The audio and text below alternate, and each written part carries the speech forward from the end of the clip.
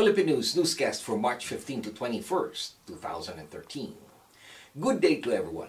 Magandang araw po sa inyong lahat and welcome to the website of Philippine News. These are our stories for the day. We'd like to start with the news of 3 Filipinos that were found guilty of gun smuggling in Los Angeles, California. 3 Philippine nationals were convicted March 4 of illegally importing military-grade weapons into the United States. They were caught in a sting operation that were conducted in the Philippines. Sergio Sihuco, age 26, Cesar Ubaldo, age 27, and Ariel Revereza, age 26, were convicted after a 4-week trial by a federal jury in the United States District Court in Central District of California of conspiring to illegally import the weapons into the United States and aiding and abetting the importation of those weapons. The defendants were charged in an indictment filed last January 12, 2012. Sentencing is scheduled for June 10. Each defendant faces a maximum potential penalty of 5 years in prison and a $250,000 fine for conspiracy to import weapons into the United States, as well as 20 years in prison and a $1 million fine for causing the importation to all of the weapons, excluding the fully automatic Bushmaster firearms. During the trial, prosecuting attorneys Honrath and Viber-Butchin and Assistant U.S. Attorney Ariel Newman presented evidence that the defendants conspired to sell high-powered military and assault weapons to a buyer interested in bringing weapons into the United States, to arm drug dealers in Mexican drug cartels and Mexican mafia gang members. The 3 defendants claim that an undercover FBI agent induced them into making a deal. They testified that they did not know where the guns were going to be used, but prosecutors presented emails as evidence proving that they knew they were illegal shipping the weapons into the United States. Next in line is the news about the release of Filipino peacemakers by Syrian rebels as they were welcomed in the Philippines. The Philippine government last March 10 welcomed the release of its 21 UN peacekeeping after they were freed by Syrian rebels and crossed into Jordan, where officials waited to receive them. The troops, members of the UN force monitoring a 1974 ceasefire between Syria and Israel, were abducted Wednesday, March 6, 2013. President Benigno Aquino was very happy to receive the news, according to presidential spokeswoman Abigail Valte. The Philippine government and its people expressed deep appreciation to the Jordanian government and military officials for their role in transporting and receiving the soldiers.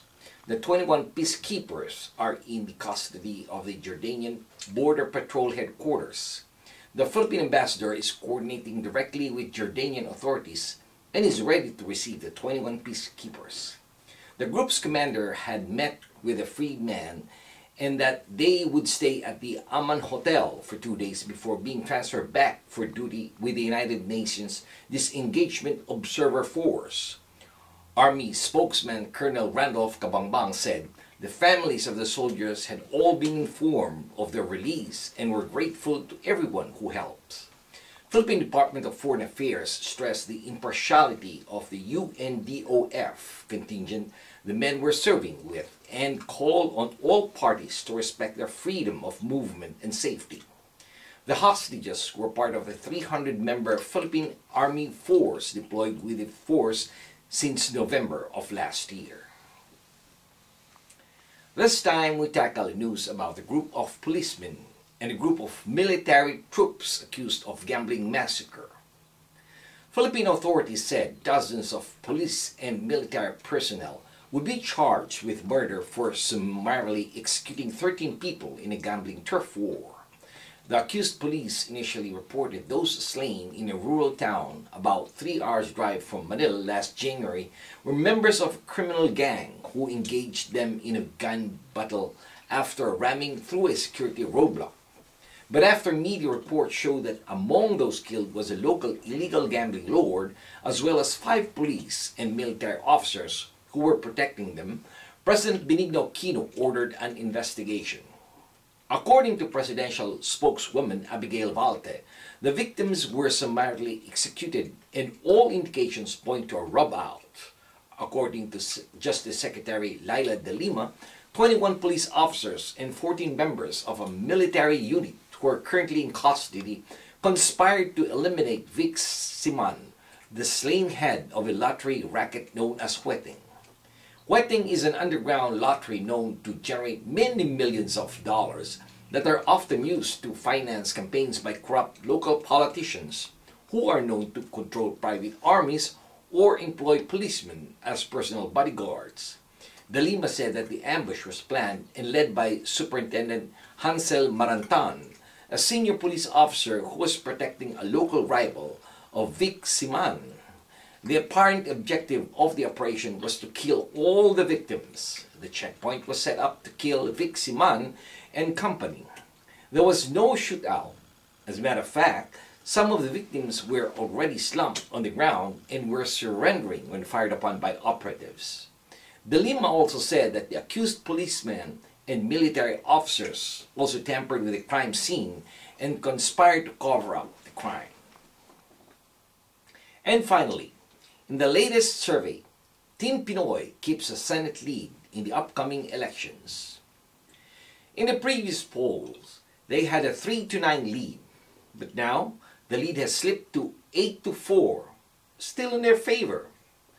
For 2 consecutive weeks, the Liberal Party-led Team Pinoy coalition dominated the surveys conducted by 2 top poll bodies in the Philippines. The more recent survey conducted by Pulse Asia from February 24 to 28 showed that 8 out of 12 candidates endorsed by President Benigno Aquino made it to the top 12, while the February Social Weather Station, or the SWS, survey showed 19 Pinoy candidates coming in as the top 12 senatorials. Re-electionist Lauren Ligarda received 56.7 in the latest Pulse Asia survey, while Chis Escudero and Alan Peter Cayetano received 54 and 52 respectively. The 3 Team Pinoy senatorial candidates remained at the top spot in both surveys. Fourth is the latest survey is a former Las Piñas representative Cynthia Villar with 44%, also with Team Pinoy. Fifth is San Juan representative J.V. Ejercito from the UNA team, who received 43.8%. Number 6 on the list is Bam Aquino of Team Pinoy with 43.2%.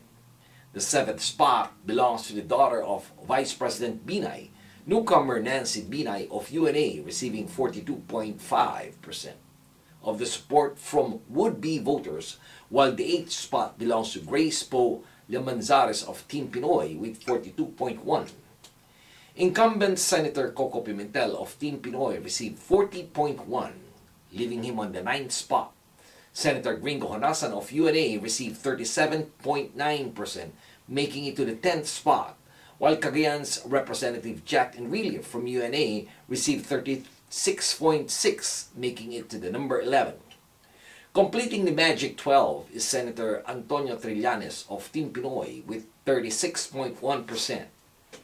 With the midterm election set for May 13, the only certainty is that none of the other Senate bets, maybe independents or member of the smaller parties, are likely to barge into the winner's circle. But like most everyone else outside the winning dozen, they are all hoping for a political miracle that would take them all the way to the Senate. And this has been your weekly news in review. This news has been brought to you by the premier Filipino-American newspaper right here in the United States, the Philippine News. On behalf of the management and staff of the Philippine News, this is David Rodriguez signing off and thanking everyone for listening. Maraming salamat po. Have a wonderful week and mabuhay po sa inyong lahat.